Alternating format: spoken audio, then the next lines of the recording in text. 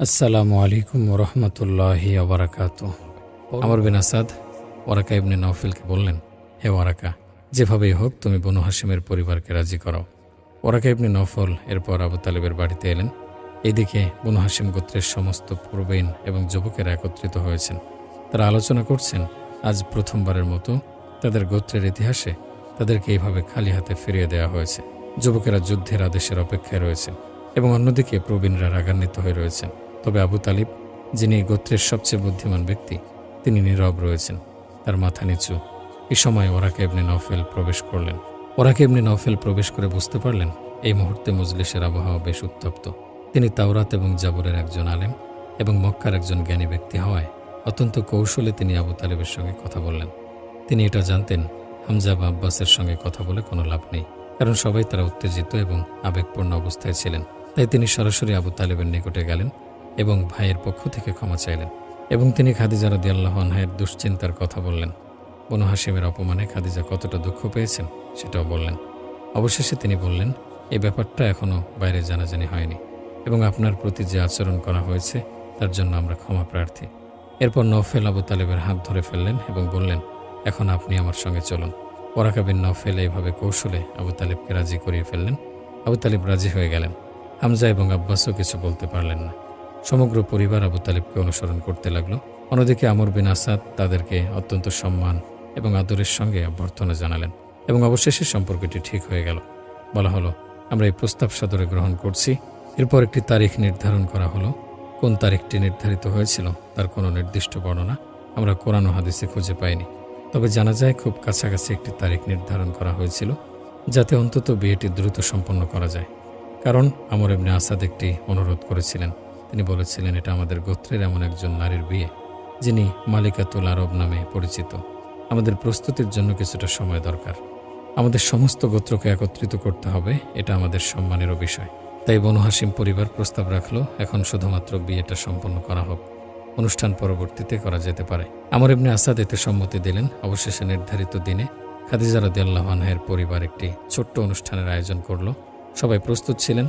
ইতিহাস বলে, যদিও প্রস্তুতির জন্য পর্যাপ্ত সময় ছিল না, তবু হযরত খাদিজা রাদিয়াল্লাহু আনহা জানতেন যে এটা এমন একটি বিয়ে যার জন্য তিনি অনেক বছর যাবৎ ব্যাকুল ছিলেন।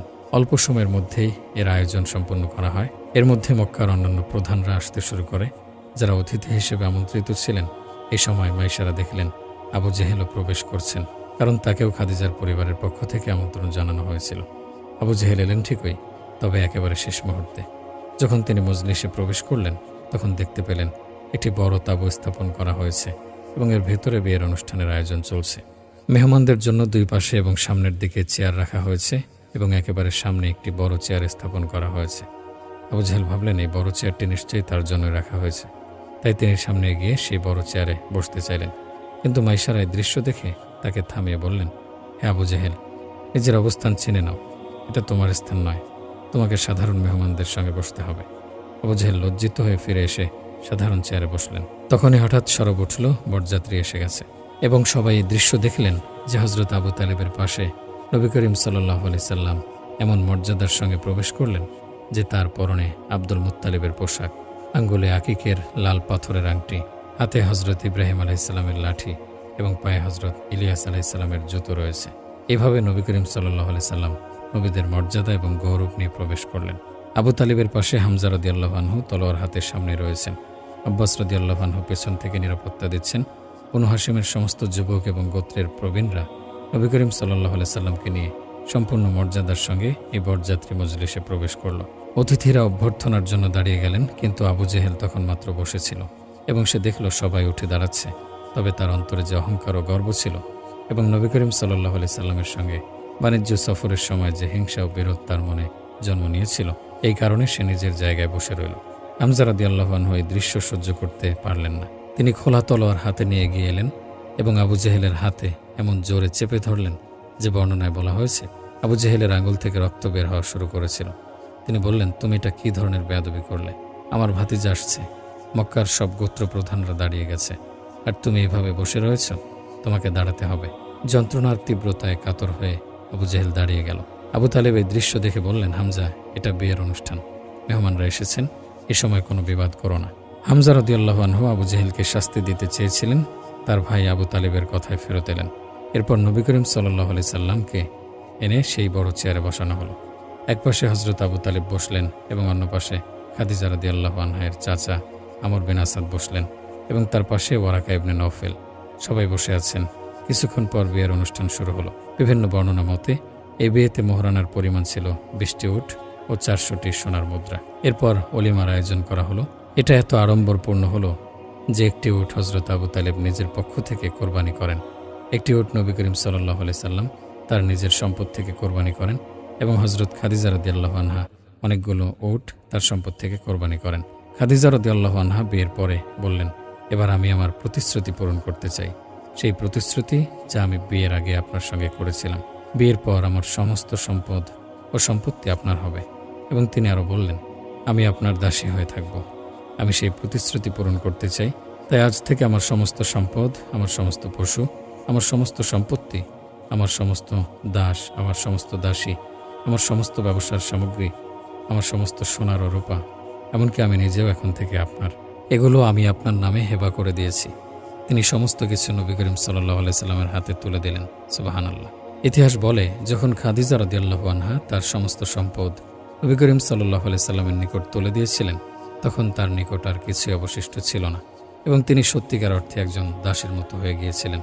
বিয়ের কিছুদিন পর নবী করিম সাল্লাল্লাহু আলাইহি সাল্লাম খাদিজার বাড়িতে চলে গেলেন, যা এখন তার নিজের ঘর হয়ে গেছে। এরপর রাসূলুল্লাহ সাল্লাল্লাহু আলাইহি সাল্লাম খাদিজা রাদিয়াল্লাহু আনহার ব্যবসাকে আরও সম্প্রসারিত করলেন। তখন সকল লোকেরা অবাক হয়ে দেখল, হাতে এত সম্পদ আসার পরেও এই যুবকের সততা এবং বিশ্বস্ততায় কোনো পরিবর্তন আসেনি। ইতিহাস বলে, হযরত খাদিজা রাদিয়াল্লাহু আনহার বিপুল সম্পদ যখন নবী করিম সাল্লাল্লাহু আলাইহি সাল্লামের হস্তগত হলো, তখন সমগ্র মক্কা বিস্ময়ের সঙ্গে দেখল, সম্পদের দিক থেকে মুহাম্মদ এখন মক্কার সবচেয়ে সমৃদ্ধশালী ব্যক্তি হয়ে গেলেন। কিন্তু এর পরেও তার সততা এবং বিশ্বস্ততায় কোনো পরিবর্তন আসেনি। সেই একই আচরণ, একই শিষ্টাচার তিনি বজায় রেখেছেন। মানুষ বলতে লাগলো, আমরা তাকে আগেও আল আমিন বলতাম, কিন্তু এখন তার সততা এবং বিশ্বস্ততা নিয়ে আর কোনো সন্দেহের অবকাশই রইল না। এই কারণে নবুয়তের ঘোষণার পরেও সব ধরনের শত্রুতার মাঝেও মক্কার লোকেরা তাদের মূল্যবান জিনিসপত্র নবী করিম সাল্লাল্লাহু আলাইহি সাল্লামের নিকট জমা রাখত। ইতিহাস বলে, নবী করিম সাল্লাল্লাহু আলাইহি সাল্লাম এবং হযরত খাদিজা রাদিয়াল্লাহু আনহা বিয়ের পর একসঙ্গে 25টি বছর একসঙ্গে কাটিয়েছেন। এর মধ্যে 15 বছর নবুয়ত ঘোষণার আগে এবং 10 বছর নবুয়ত ঘোষণার পরে। হযরত খাদিজা রাদিয়াল্লাহু আনহার ঘরে নবী করিম সাল্লাল্লাহু আলাইহি সাল্লামের 3টি সন্তান জন্মগ্রহণ করেছিলেন, 2টি পুত্র, 1টি কন্যা। এক পুত্রের নাম ছিল কাসিম, যার জন্ম নবুয়তের আগে হয়েছিল এবং তিনি 2 বছর বয়সে ইন্তেকাল করেছিলেন। আরেকজন পুত্রের নাম ছিল আব্দুল্লাহ, যার 2টি উপনাম ছিল তাইয়্যিব ও তাহির। তিনিও শৈশবে ইন্তেকাল করেছিলেন। কন্যার নাম ছিল ফাতেমাতুজ জোহরা রাদিয়াল্লাহু আনহা। নবী করিম সাল্লাল্লাহু আলাইহি সাল্লামের আরও 3 কন্যা ছিল, উম্মে কুলসুম, রুকাইয়া এবং জাইনাব। কিছু কিছু গবেষকের মতে এরা হযরত খাদিজা রাদিয়াল্লাহু আনহার কন্যা ছিলেন। আবার কিছু কিছু মানুষ মনে করেন তারা খাদিজা রাদিয়াল্লাহু আনহার বোন হালার কন্যা ছিলেন। তাদের পিতার নাম ছিল আবুল হিন্দ। আল্লামা মুহাম্মদ বদখশানী মারজাউল ইনস বইতে লিখেছেন, এই কন্যারা কুফরের যুগের হালা এবং আবুল হিন্দের মধ্যে বিয়ের সম্পর্কের কারণে হযরত খাদিজা রাদিয়াল্লাহু আনহার জিম্মা এবং তত্ত্বাবধানে বেরিয়ে উঠেছিল। হালার ইন্তেকালের পর হযরত খাদিজা রাদিয়াল্লাহু আনহার আশ্রয়ে থেকে যান এবং তার কন্যা হিসেবে পরিচিতি লাভ করেন। এরপর খাদিজার মাধ্যমে ইসলাম গ্রহণের পর তারা আল্লাহর রাসূলের কন্যা হিসেবে পরিচিতি পায়। যেমন যায়েদ রাদিয়াল্লাহু আনহু আরবের প্রথা অনুযায়ী নবী করিম সাল্লাল্লাহু আলাইহি সাল্লামের পুত্র হিসেবে পরিচিত হয়েছিলেন। তবে এই ব্যাপারে আলেমরা আরও ভালো ব্যাখ্যা দিতে পারবেন। নবী করিম সাল্লাল্লাহু আলাইহি সাল্লামের যখন 25 বছর বয়স, তখন তার বিবাহ হয়েছিল এবং তার 50 বছর বয়সে খাদিজা রাদিয়াল্লাহু আনহা ইন্তেকাল করেন। নবী করিম সাল্লাল্লাহু আলাইহি সাল্লাম তাকে নিজ হাতে জান্নাতুল মুআল্লা কবরস্থানে দাফন করেন। মৃত্যুকালে খাদিজা রাদিয়াল্লাহু আনহার বয়স হয়েছিল 65 বছর। ইতিহাস বলে, যতদিন খাদিজা রাদিয়াল্লাহু আনহা জীবিত ছিলেন, ততদিন নবী করিম সাল্লাল্লাহু আলাইহি সাল্লাম আর কোনো বিয়ে করেননি। সবশেষে শুধু এতটুকুই বলবো, লক্ষ লক্ষ সালাম এই উম্মুল মুমিনিন হযরত খাদিজা রাদিয়াল্লাহু আনহার প্রতি, যিনি এত সম্পদের মালিক ছিলেন, যাকে মালিকাতুল আরব বলা হতো, যিনি নবী করিম সাল্লাল্লাহু আলাইহি সাল্লামের সঙ্গে বিয়ের পর তার সমস্ত সম্পদ নবী করিম সাল্লাল্লাহু আলাইহি সাল্লামের হাতে তুলে দিয়েছিলেন এবং তা ইসলামের জন্য ব্যয় করেছিলেন। তিনি তার জীবনে নবী করিম সাল্লাল্লাহু আলাইহি সাল্লামের দাসের মতো জীবনযাপন করেছেন। এমনকি নবী করিম সাল্লাল্লাহু আলাইহি সাল্লাম যখন হিরা গুহায় ইবাদতের জন্য যেতেন, তখন খাদিজা রাদিয়াল্লাহু আনহা মক্কার ভয়ঙ্কর পাহাড়গুলো অতিক্রম করে নবী করিম সাল্লাল্লাহু আলাইহি সাল্লামের জন্য খাবার নিয়ে যেতেন। আশা করছি আজকের ভিডিওটি আপনাদের ভালো লাগবে।